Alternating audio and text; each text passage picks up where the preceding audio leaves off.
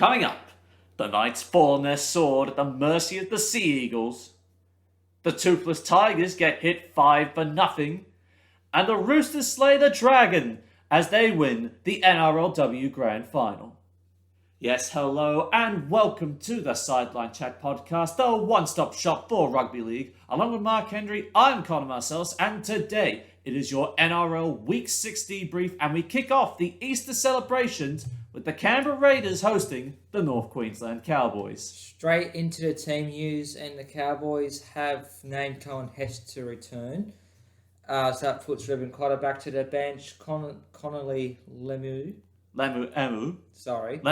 yeah. Yep. Is another new name on the bench with Jermaine Tunua-Brown and Griffin Neem is missing due to concussion protocols.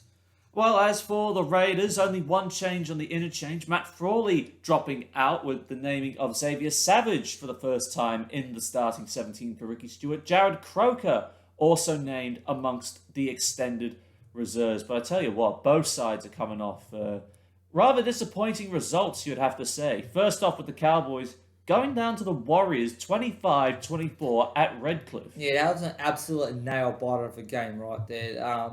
Cowboys fans would have been, and Warriors, in a matter of fact, would have gone on the edge of their seat stuff, and it certainly got me on the edge of my seat right there, and it literally went down to the wire. This was trading try for try amongst two of the less feared sides in the NRL, to say the least. But I got to say, the Cowboys' middle defense, right around the ruck in the middle of the field, first they let the Josh Curran try in, but then that beautiful deception Cody Nikorima played.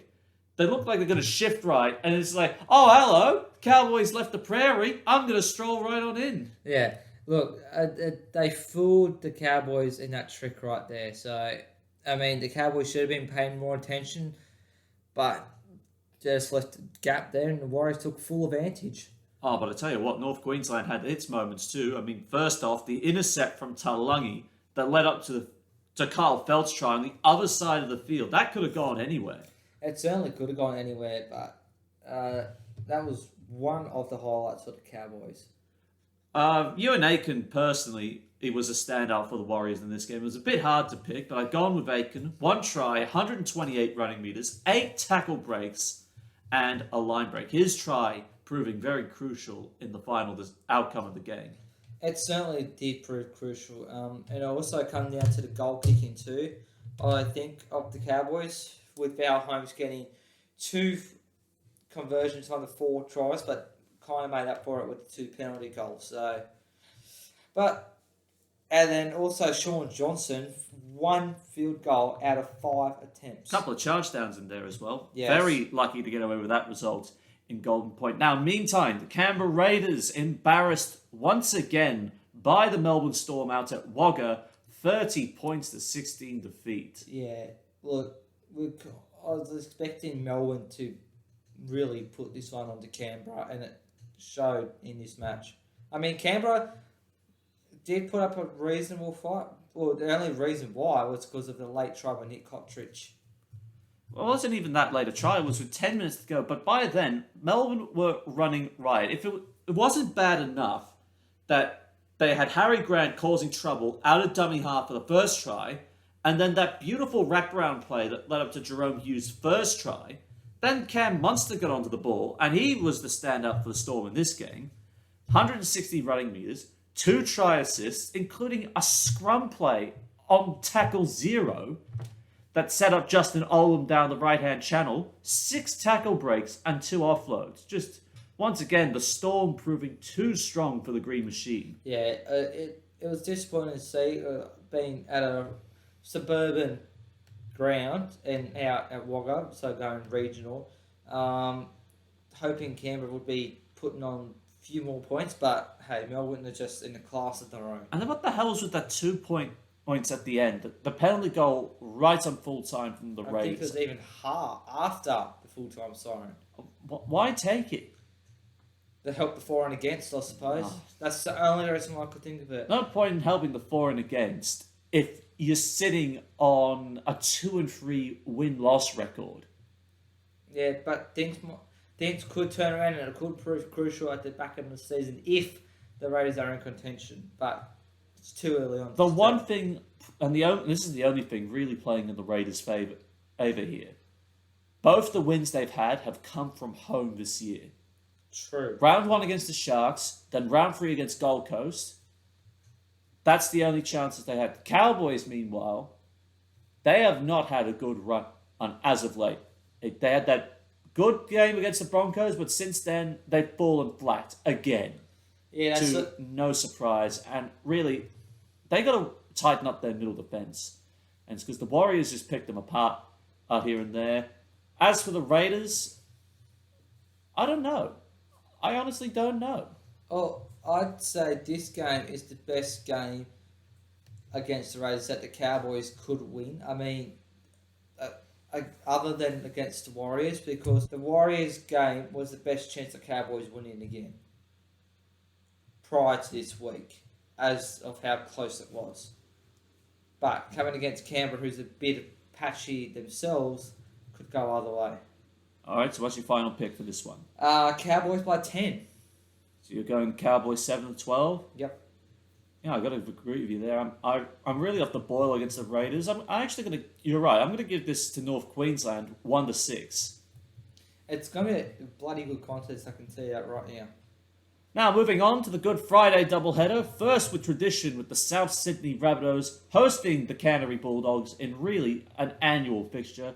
And really no changes for the Bulldogs, apart from Chris Patolo returning into the 17 after serving as the 18th man in the round 5 loss to the Penrith Panthers. As for the Bunnies, well, massive changes at fullback with Latrell Mitchell out with a hamstring injury, so he's out for 8 weeks.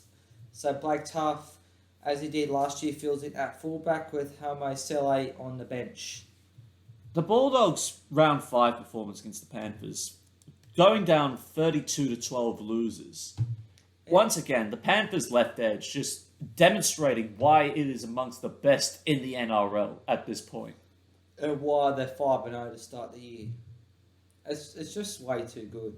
Although, I have to say the Dogs did put in not a bad performance. Minor resistance. We put up a minor resistance. That's probably, if at all, really. Yeah. No, but from what I saw, they were good in patches. That's been the story of the last 5 years, honestly. Good in patches. It's gone are the days where we were good for long periods. It has just been, oh yeah, it's the Dogs. They were good once, but 10 years has taken a toll on it. But look, Corey Waddell, I got to single him out here. One of the worst players in defence for Canterbury. 14 of the 32 points scored, Waddell was the direct reason for conceding 2 tries and a penalty goal, or playing out on the left edge. First, he gave away the penalty, which Penrith obviously took. Yeah. And then the tries, I believe this was Liam Martin and the Spencer Leniu tries. He also let in. That's not good enough. Nowhere near good enough. He needs to go back to reserve grade. He needs to get the shot, but there's not many quality back rowers available for Canterbury at the moment. And Isaiah Yeo, on the other hand, speaking of edge or middle forwards, 110 running meters, 1 try assist, 1 tackle break, 27 tackles, playing in the middle. And yet another stand-up performance and joint top of the Dally M leaderboard at this point in time. He's really having a good year, Isaiah Yeo. He is really having a cracker of a season again, Isaiah Yeo. He's starting to hit some really good form. And he could be no doubt be an Origin talk in a few months' time. Oh, he'll be there. Believe me, he will be there. But the Dogs need to pick up the game. 16 errors, not good enough, especially considering we're the worst attack in the NRL, probably for the 3rd year running. Now, conversely, the Rabbitohs got away with one against the St. George Illawarra Dragons, running out 24-12 victors. But I tell you what, losing to Latrell Mitchell, this now evens up the odds here. It certainly does. Personally, watching the game, I thought, oh, Latrell's gone off. That would help the Dragons. Yeah, well, how wrong was I? Very wrong indeed. And the Rabbitohs just blitzed the Dragons across the park. and more so in the second half. A tight first half, but the Dragons just let that one slip at the back end. Yeah. A simple Zach Lomax error, which led to, I think, Kawalamatangi's try. I could be wrong. It's what cost the Dragons that. One simple error and Rabbitohs pounced and went on with it. Well, the Rabbitohs ball movement really did a number on St. George Illawarra, and Blake Taft only just started playing his first game this year. Yeah, was it his first game this year, or would it? No, I think he came off the bench last week. Well, he was injured, I think. Yeah, he was injured. He had been injured for. So his first game back after injury, already being asked to come in at fullback with Mitchell going off with that hamstring tear, now out for 2 months. I'll tell you what, for an hour, he was South Sydney standout. 100 running metres, 1 try assist, 1 tackle break, 1 offload, as well as 4 from 5 goals converted, which I think was very important for the Bunnies. Yeah, it certainly was very important for the Bunnies, and it shows that if you throw him in there, like he did an exceptional job last year when Latrell was out, injured and suspended and that, and he's come in and done exactly the same again. So give him game time and you'll only improve. But the ball movement of Blake Taft, and to that point, like the South Sydney right edge did a number on the Dragons. Yeah, and easily. Especially through the middle of that edge with Kawalamatangi. Yeah. I mean, well, as I said, this game's now evened up with no Latrell Mitchell. I feel if Mitchell plays, South Sydney absolutely cakewalks it. Yeah, it should be an easy victory for South. But just getting back onto the Dragons, they were nowhere. They need Sloan and Amone back. Well, you need something to change, and fast. Because like I said, Mbai is past it. I've said that all year. He's past it. He's not a fullback. Bird in a half, it kind of did work in the first time that happened, but hasn't done much since then. Well, how many games has he actually played at 5'8"? I still think he was this year or in only his career? just starting to show what he could do on an edge, and then Hook decides to move him around. Now, I like Anthony Griffin as a coach, but questionable decisions he's making at the moment. Well, I read somewhere throughout the week that if the Dragons do sack him, it could cost them $475,000 if they sack Hook. You wouldn't risk it, would you? No. But maybe signing him on that longer term coaching deal might be a little bit. It's only 1 year. Still, it's a little bit at the moment. It's a bit. Didn't make the call too early. I think that might have been the case. But it's only still early days. It's still a long way to go. But something needs to change fast. Yeah, it does. But getting back to the Good Friday game, I think this game is practically even at this point. I genuinely think, even though the Dogs were limited, I think we always perform well on a Good Friday. Not as of late, of course, but we've had our moments on Good Friday, and I think this will still prove to be an interesting clash. And if Kyle Flanagan can continue controlling the game, because he set up the first try in the first half and then helped put the box in the space for the second, I still think it won't be enough. I think the Rabbitohs win this 1-6. As much as I want to say the Dogs are a chance, no, I don't think we are. Rabbitohs 1-6. Well, I'm going to say Rabbitohs 13 plus, but winning by 14. Like the Dogs will put up a fight. It's rivals clash, you could say. And this Good Friday matches are always one of the best games on the calendar. So, yeah, they are. Rabbitohs by 14. Yeah, I don't think it'll be that big a win. Now, the second game, the Penrith Panthers up against the Brisbane Broncos. We've already touched on how well the Panthers played against the Dogs, but the Broncos, how bloody close were they how close were they to causing an upset over the Roosters, going down eventually 24 points to 20? Very close, indeed. Look, when the Broncos got in front, I was here we go, it could be an upset. Then Roosters come back, and I was like, oh yeah. I think it was the last Roosters try. Well, it was a slow start from the Roosters. Yeah, no, I thought the last Roosters try, I thought, oh yeah, that's it, that sealed the victory. But no, Brisbane still had something on to offer. The end of that game was just absolutely maddening. That could have easily gone to Golden Point. I definitely think... We could have had 2 Golden Point games back to back. It could have. Brisbane were well in control at halftime, up 10-0, Well, Corey Oates and Katoni Staggs absolutely flying, especially Corey Oates, because many thought he would have been dropped at the start of the year. But since then, how many tries has he got onto his name at the moment? Because I'm now counting 5 tries already in the first 5 games. So he's come out and proved people wrong and say, hey, I'm still as good as you think I am, it's just I need more ball. But I tell you what, the fight back from the Roosters in the second half, that was just absolutely nuts. And once again, Joey Manu, from nowhere, taking the game by the scruff of the neck, 2 tries, 107 running meters, 7 tackle breaks and 1 on offload. He just opened up the Broncos' goal line defense just like that. He certainly did, and with the help of Sam Walker as well. Oh, Walker as well. Yeah. Manu and Walker really helped the Roosters in the second half. Oh, they did. They absolutely did. But I tell you what, that finish with the kick off the scrum for Corey Oates to bag his 3rd try of the night, limping, of course. Yes. I honestly think the Roosters were just let down by Adam Reynolds' goal kicking at the very end. Despite Reynolds doing everything in his power to wrestle the result back the way of the home side. Just wasn't quite enough. And especially considering the fact it was from the same position he missed that conversion that could have got South Sydney into extra time. True. Yes, it was indeed. Is it a bit of a rough spot of the field for Adam Reynolds? Don't know. That was heartbreak for the Broncos. It true.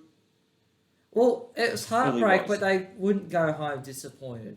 Well, they are going to come to Sydney very disappointed at the moment. No Payne Haas for all the away side. He and Albert Kelly had been suspended, but that quote unquote fight in Sydney there. With Corey Jensen starting in the front row and Reece Kennedy on the bench, with Corey Oates and Adam Reynolds monitored through injury, but they are expected to play. Penrith, no changes whatsoever from a 3rd week in a row to improve the 5-0 start. And speaking of Penrith, coach and son, Nathan and Ivan, have officially put pen to paper to be at Penrith until 2027. Extension of their current contracts beyond on 2023. Look, I think the Panthers will prove too much for the Broncos again. And they gave them a scare last time they met up in Brisbane. And when, of course, the whole NRL was relocated up there. But look, I think the Panthers will prove much too strong, especially if they bully the Broncos in the middle of the field with no Payne Haas. I got to go Penrith 13+. If the Broncos put up the performance like they did against the Roosters, they will be within a shot. But knowing Penrith, they'll be too good. They'll somehow find a way to tear Brisbane apart. I'm going to say Penrith by 18 points. Yeah, we'll see how badly Brisbane and feel the heat right there. Now, the first of the Saturday games, and there are only 2, starting off with the Sea Eagles and the Gold Coast Titans. For Gold Coast, Brian Kelly is back with Philip Summers shifting to the wing and Thompson out altogether. Sam Lasoni displaces, you could say, Kevin Proctor on the bench with Jaden Campbell at least another week away. As for the home side, only one change. Tolo Kula coming in for Morgan Harper. In the only change for Des Hasler's side after Harper caught the spicy cough and has now been forced to do 7 days worth isolation. But also Garrick's at fullback. Yeah, that change we already knew about. Yeah, I knew that. Did you though? No. Yeah, we'll see. I thought it was Dylan Walker last week, but anyway. Now, look, Manly came out guns blazing.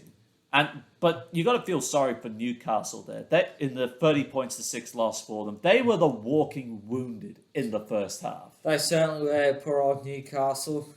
They were down to 2 players on the bench at one stage. They lost Dominic Young early after he got denied that try. Then they lost Jariah Momoasia, who only just come onto the field. Yeah. Dislocating his shoulder. He's going to be out for a while. And then Kalen Ponga went off for a HIA, but he was able to come back. Yeah. And then Adam Clune was out there limping around. Adam Clune was limping like a wounded dog. Yeah. I don't know why I didn't pull him off, but anyway. Yeah, but Newcastle were walking wounded, and Manly capitalised on that, and especially in the last 15 minutes when they scored 3 tries. I think Newcastle would feel like they have been robbed in this game because there were a lot of questionable decisions that went against them. True. First with Marty Tapau, then with Daly Cherry Evans. And it's the two of those penalties that really swung the game Manly's way. Yeah. Fair or milked? Yeah, exactly. No, I'm asking you, was it fair? Were those calls fair or were they milked? Probably milked. I'd say they were trying to get referees' help in that match for those 2 calls. Newcastle were ripped off. But the defence of Newcastle, with all that adversity, it just fell away. And Dylan Walker, again, off the interchange, really finding his place in that side. 112 running meters, 2 try assists, 1 tackle break, where 4 of the 5 tries scored came from the front on the forward pack and the bench rotation. Yes. And How often do you see that? Yeah, Davey crashing in on a short ball. You had Ola Kawatu who pouncing on a grubber kick in goal. Yes. Carl Lawton diving in from dummy half. And then, was it Josh Alloway that also scored? Paseka. Oh, Taniela Paseka as well. Yeah. That was a short ball, wasn't and it? then, yeah, as well as Morgan Harper, so...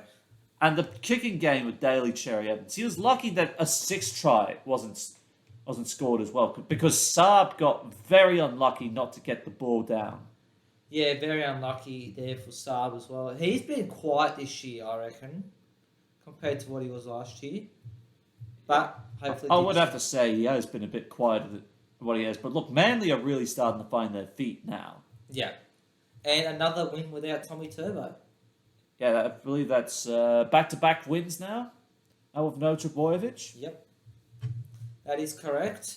As for the Gold Coast, also unlucky again, going down to the Eels, 26 points to 20. All right. Time out right here. Junior Paulo getting sin-binned and then suspended for a week was an absolute farce. That was a farce. If anything is said today, that decision should not have been. I mean, you had Paulo saying, I hit him in the shoulder. Gufferson, he hit him in the shoulder. Even AJ Brimson said, yeah, he hit in the shoulder. Who's the one that copped it? But what did the bunker say? No, it was in the head. Yeah. It was in the head. That was not in the head. No. That was just a good, dominant tackle. That should have been and celebrated as a good hit. Brimson was ready to bounce up. But then, nope. On report, 10 in the bin, see you later. And a week suspension. Oh my God. That is the biggest blunder that Bunker has made all year. Well, there have been others as well. Marcelo Montoya in the Warriors game, and we'll touch on shortly. But we could also say Luciano's Lewis try against the Warriors also. Oh my God. What has the NRL come to where we punish good hits? Yeah, it was clear shoulder to shoulder. It was just a whiplash. Absolute joke. And that put the Titans on the front foot when he went to the sin bin. Yeah, but if AJ Brimson, who copped the brunt of it, said that he was shoulder to shoulder, that should say, hey, that's enough. It was shoulder to shoulder, wasn't head. Let's play on. No, this on report been. And 5 minutes after, David Fafita, who is branded as the worst player in the NRL right now, beg to differ. breaks away to score a barnstorming try. That was the direct result of Paulo going to the sin bin. Yeah. Because definitely. we should have been talking about the kicking game, once again, of Mitchell Moses having an absolute blinder with the boot, 82 run meters, 3 try assists, 2 tackle breaks, 3 from 5 goals converted. This is another high-scoring affair in the Parramatta Gold Coast story for this year. Yeah. We got 10 tries in round 1 and an absolute thriller, and then we back it up again with a further 9 in the second meeting. The only thing that didn't quite happen was Gutterson's revenge on Philip Sami. He got a double. I think that's revenge enough. Yeah, but he couldn't get to do his dance. Yeah. I mean, when Parramatta scored first, that's when that happened. I think he was down a bit winded from something, so he couldn't quite get to do it, but it was playback. Yeah, but That was an absolute joke. Parramatta had the Titans on the ropes for almost 50 minutes. And then when Paulo goes to the sin bin for 10, 2 tries has come off as the direct result of that. First for Fafita, then Marju. Yeah. And that could have cost Parramatta the game. I'd say the NRL don't like Parramatta at the moment. Well, Parramatta have been getting the rubber green on all the major decisions that have gone against them. Yeah. Simple as that.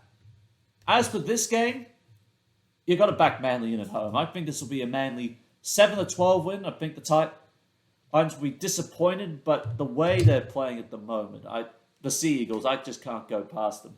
Especially with Josh Schuster closing in. Not up here this week, but he is definitely closing in on a return. Yeah, I'm going to have to say Manly to win by 8 points, and it's going to be a good, tight contest. Now, here I'm billing this the game of the round. Melbourne Storm v the Cronulla Sharks in Amy Park, especially.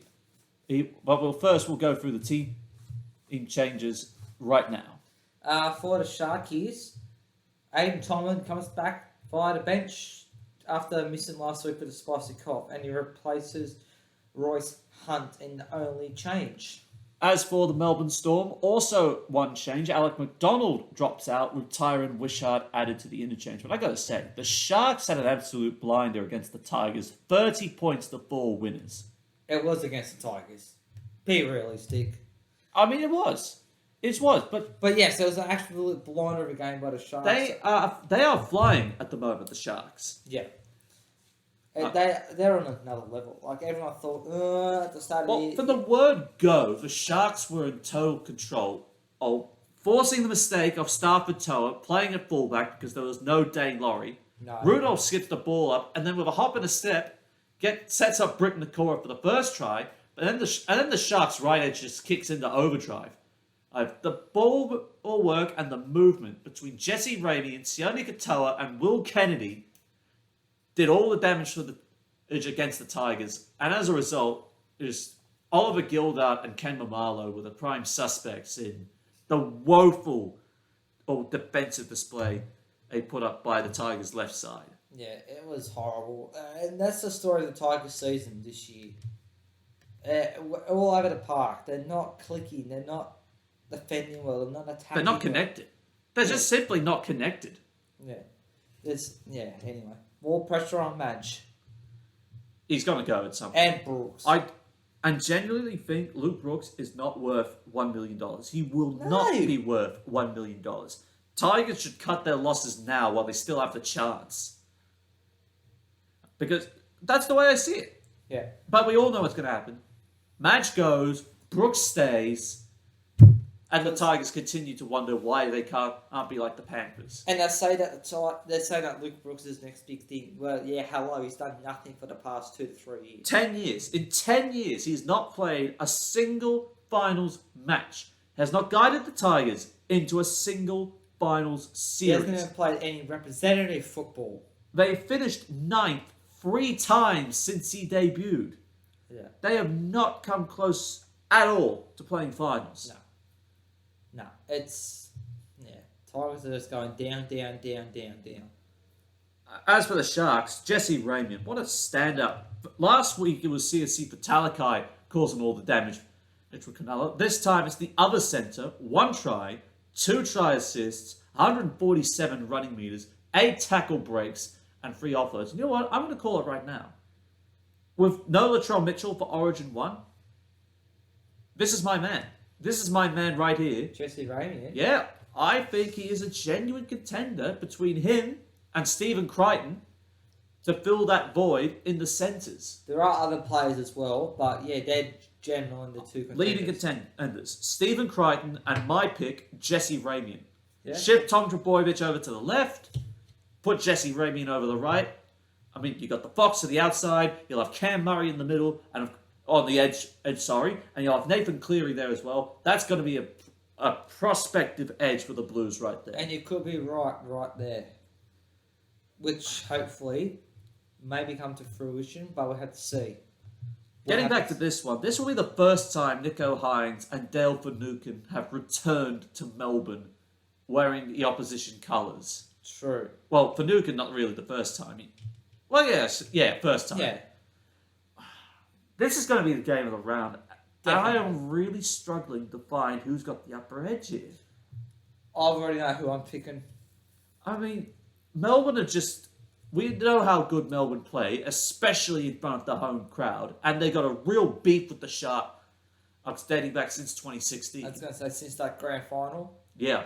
I was going to say, this is going to be like another grand final between these two. This will be a finals-worthy match. Oh, most certainly. And yet they could still meet in September, don't get me wrong. They could both be there. Yeah. The rate the Sharkies are playing, I'm going to say my tip, Sharks by 6. I don't know. It's a very, very hard tip. I'm going to say Sharks by 6. Both sides are coming into this game on some pretty good form at the moment. The Sharks just with that movement, that way Nico Hines has been leading the side around. The only thing that has to improve for the Sharks is the goal kicking from Hines. If it comes to goal kicking, between him and Pappenhausen, Melbourne win it. But I'm still saying Sharks by 6. I got to go with a safe tip. I think this will be really close, but I think the Melbourne Storm always have that extra gear that somehow, even if the side's playing really good, they still find a way to get over the top. I got to say Melbourne 1-6, Pappenhausen field goal to win it.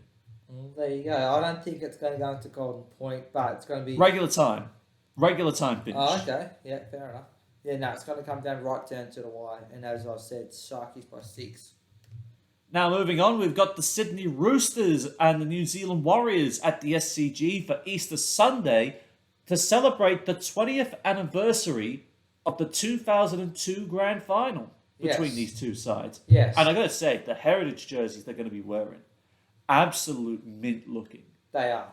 And the collar on the Roosters as well, just like the collars are just so underrated on the jerseys these days. Yeah, it's bringing back the collar. That's what's got a lot of people excited. The luxury for Nathan Brown, while he's had to make a couple of changes at the moment. Jack Murchie is out with Eli Katoa returning to the bench. Of course, Marcelo Montoya banned for 4 games for using language that is probably deemed politically incorrect by everyone's standards. But the good news is Dallin Watene-Zelezniak is back in the side to replace him there. For the tricolours, Takiaho is back, and Sam Verrills is also set to play his first game of the year. Fletch Baker keeps his spot in 17 with Hutchinson and Saluka Fafita dropping out into the reserves. The Warriors got very lucky against the Cowboys. You could say the same for the Roosters with Brisbane. I mean, I got to agree. The Broncos' spirit really challenged the Roosters, and that slow start nearly cost them. But at the SCG, I'm looking at the forward packs now. Collins versus Fanua Blake will be an interesting battle to have. Yeah. This one is like it'll have some force into it, like force into tackles and that, and both coming off. Well, one more of a narrow win more than the other one, as in the Warriors coming off a 1-point win, and the Roosters coming off a 4-point win. So they'll both be determined to keep their streak going. Well, the Warriors have gone back to back, of course, as have the Roosters. But I think if you're looking at a key battle to decide who goes to 3 straight wins, who locks their season up on an even Steven, and so to speak, and who goes to a 2-4 record. If this has got one through the middle, Radley v. Curran, you've got to back Victor Radley's ball playing as well. And if he's able to put Walker and Tedesco through a gap early, the Roosters play hard through the middle. The Roosters win more games than they lose. I think this will be another big win for the Roosters coming up. I think they win 13+. I think Sammy Walker and Luke Keary run the show more than Johnson does. And I think they get punished through the middle. I'm going to say it's going to be a high-scoring contest, but the Roosters come away with a 16-point victory. I don't think the Warriors have got that. Like, based on recent performances, they can perform well, but they're not quite up to that same standard as what the Roosters are at the moment. So, Roosters by 16. You almost went with the Warriors. Yeah, Roosters by 16 in a high-scoring match. All right, so we both agree on the Roosters right there. Now, the main Easter Sunday event, the Dragons up against the Newcastle Knights. Yeah, Clemmer is back. An early return, so it's a surprise there. With his return, Jacob Safidi goes back to the bench with Momasia sidelined, and Edric Lee is back after more than 18 months, and he replaces Dominic Young. Yes, he certainly does that. Well, there have been recalls in the Dragons side. Josh Maguire named on the interchange bench, along with a recall for George Burgess, with Jackson Ford and Aaron Woods both dropping out. Tyrell Fuimaono also included amongst the reserves for Anthony Griffin, but still with Tyrell Sloan opted as second string fullback to Moses Mbai. Which is still a load of crap. But having Josh Maguire back is a big boost, I believe. Is it really a boost that Josh Maguire is back? How many times has he been suspended but ended while playing for the Dragons? That's what I want to know. Yeah, I get that. How many games has he missed? I don't know. Well, he's already missed 6 games already. Due to that suspension he copped. Probably 15, I don't know. He would have been lucky to have played 15 at this point. No, but seriously, having a force out on the field will help, although he just needs to fix up his discipline, and then he'll be right. But he's another force off the bench that could destroy Newcastle. Although with having Randall... Newcastle? Not having Randall back, having Clemmer back would help Newcastle as well. Since joining St George Illawarra, now he joined partway through the year, yes, and has not been cited since the end of the season. Yeah, effectively, including suspension. He can't help himself. No, To have this absolute liability playing for you. How do you even cope with that? I don't know, but it could help us get over the Knights. But at the same time, Newcastle have had their own concerns as well with lack of attack. True. Kalen Ponga did nothing again, and for the Knights. No. Right? Where do they go? Where do they go? Their top try scorer is out. I mean, Edric Lee's back, but he's not played in almost 2 years. Yeah. It's because of ongoing foot injuries. And they don't have the strength on the bench either. Just Not really. Really, the big name on the bench is Jacob Safidi. well, I mean, Leo Thompson has been something of a revelation Yeah. off the bench. Yeah. Followed by him, followed by Sue. And then Crossland, he's still a bit touch and go. It's the mediocre against the absolute shite. That's how I best sum up this game. You got the mediocre Newcastle, and then you fill in the blank right there about St George Illawarra. Yeah, not the best either. Or you could have it both. It goes both ways, really. Yeah. I honestly don't know who to back. I suppose it's just who won't suck more, Yeah.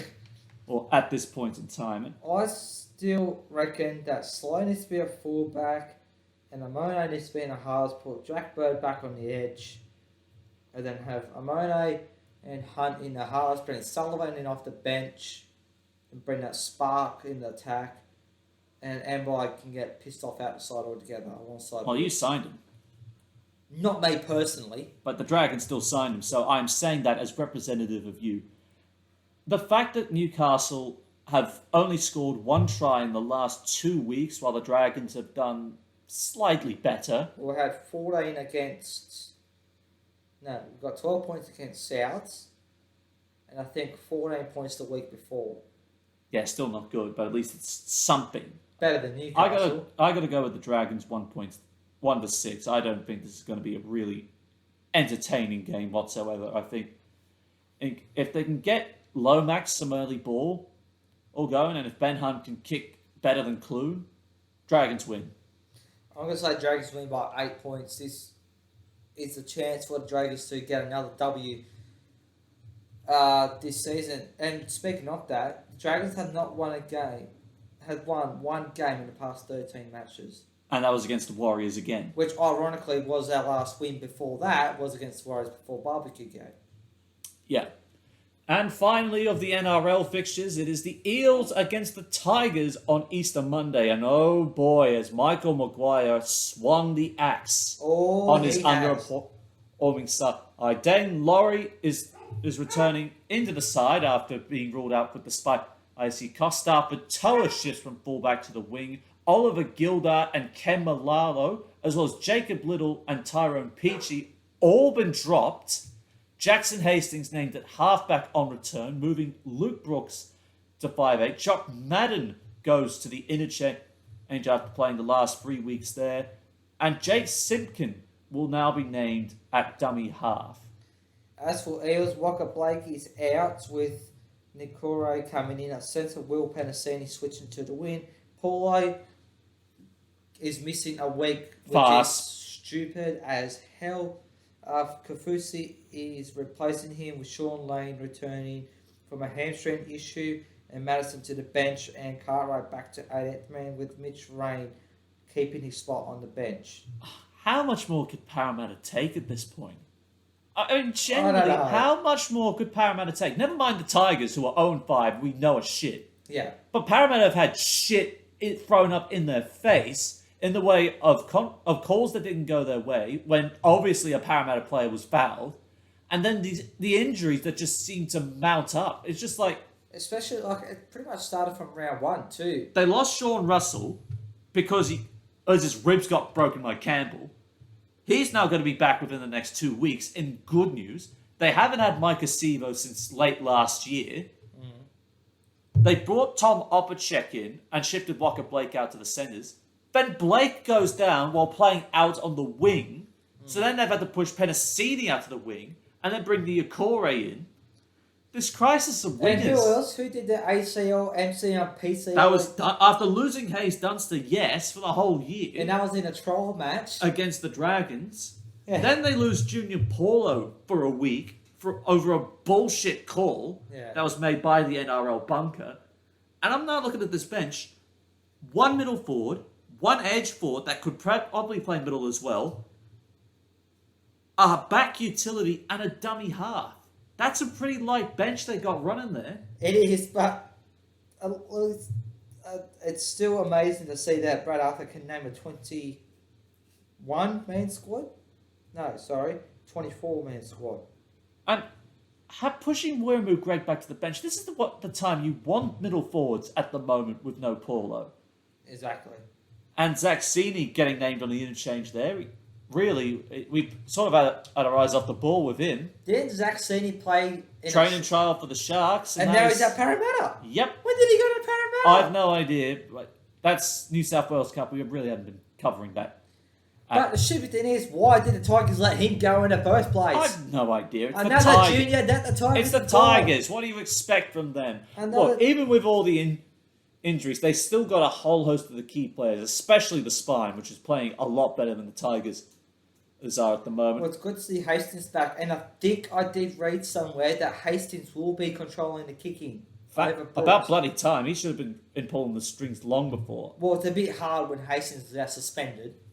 Yeah, true. But apparently that's what I've heard. I've heard that Hastings will be pulling the strings with the kicking, taking it away from Brooks. Look, even with all the major disruptions to the Eels' backline and the understrength forwards, or even though Kafusi does tend to go all right, I still think Parramatta win this 1-6. I think they'll be struggling out wide with the backs, but I think they'll still do enough to go 5-1. Speaking with injury fronts of Parramatta, they've also lost Ray Stone. So there's another forward gone for the year. But you're saying Eels to win 1-6. Even at home, I still think I think they'll get lucky to get away with this, with the amount of injuries mounting up. I agree with you with a winning team, but not the margin. I reckon Eels will win by 28 points. All right, there we go. Oh, Tigers are shit as. They could go, realistically, 0-10 before Magic. They can go 0-24 4 by the end of the year. Yeah, I don't think that one will happen. No, you never know. Anyway, moving on, the NRLW Grand Final and the final item on the agenda, the Roosters becoming the first non-Broncos side to etch their name onto the NRLW trophy, upstaging the St. George Illawarra Dragons 16 points to 4. I gotta tell you what a grand final that was at a sold-out Moreton Daily Stadium in Redcliffe. You might think different than what I think. I know. Oh, you think different. That's why I'm having this good old laugh here.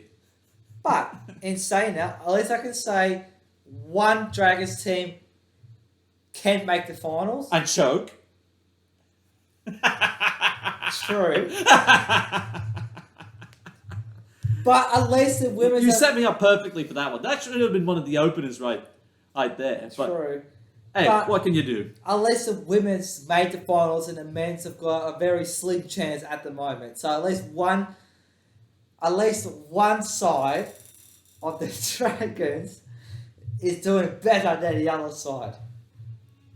But the Roosters, like the men, start off slow, then come well at the back end of the season. That's exactly what The happened. Roosters' defence through the large part of the first half, that I think they did very well early, and they earned their right to overpower them in the second half, because they had to turn them under 5 times they've had to turn the Dragons away when they tried throwing the ball around. And they got pretty close, believe me. Yeah, they certainly did. Absolute first class. That's the Roosters we like to see. Hard defense and don't give anything up, and then they find a way to win into the back end. And I think that's really the men's identity as well. Yeah. So whatever happens in the men's system is happening in the women's system as well, which is good. It's a culture thing, not just, This is why the Roosters are always challenging for premierships. And apparently, fun fact, all 10 men's and women's games they played over the weekend, all 10 Rooster sides that were fielded, they all won.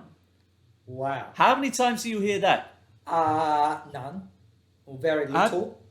Just from the moment they get that sniff, that beautiful short ball onto Yasmin Meeks that levels the scores, and then they just take the lead well after that. And the Karen Murphy medalist for Woman of the Match, Sarah Togatuki, who, remember, was facing suspension and wouldn't have played in the grand final. 161 running meters, 1 line break, 5 tackle breaks, 1 offload. Deserved? Yes. Oh, I don't know what the go was with the Roosters at the start of the match when they let Maddie Bartlett in. That was just quick hands. But it was off a scrum play as well. Yeah, scrum play. How about that? And then that's when for the Dragons. But yeah, Phil Mayono getting sent to the bin. Yeah, that didn't really change much, but what changed everything was the first try to the Roosters, then piling on another 2 after that, especially Olivia Higgins. How many Dragons players did she break through to get to the line? I don't know. And that was a quick play the ball of Togatuki as well, so no wonder she got the Karen Murphy medal there. Yeah. Now, congratulations to the Roosters, thoroughly deserved. They're just a better team on the day. They definitely were. And on that note, it is full time for this NRL Week 6 debrief, but don't go anywhere. We'll be back tomorrow with the Betfred Super League Week 8 we're up to at the moment. Yes, we are. Yes. Hope you enjoy all the footy over this Easter weekend, and I will wish you a happy Easter, and we will see you tomorrow with the Betfred Challenge Cup quarterfinal wrap in your Week 8 debrief. We'll see you then.